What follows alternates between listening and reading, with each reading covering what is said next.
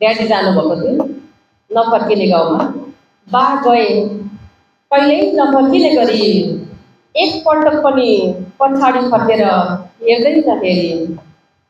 बादल पारीको गाउँ जाँदा माताजीको गलाको पोते, हातका इन्द्रधनुषी चुराहरू, बट्टामा राखेको कुमकुम मिश्रित सिन्दुरको डब्बा सुत लिएर गए।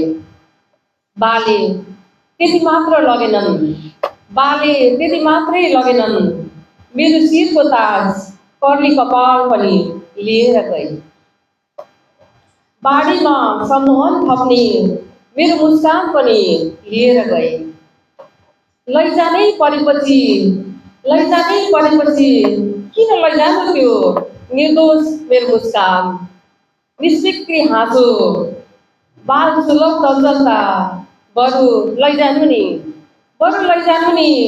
भिडले छेक्दै नछेक्ने तर्किरहने मेरो रोक्दै नरोकिने आँसुको जरी, मेरो घाँटी न्याक्ने भक्कानाहरू, बरु लैजानु नि बरु भिडले छेक्दै नछेक्ने रोक्दै नरोकिने मेरो आँसुको जरी, मेरो घाँटी न्याक्ने भक्कानाहरू, कसैले नबुझ्ने व्यथाहरू र किन्नै नसकिने मेरा रहरहरू।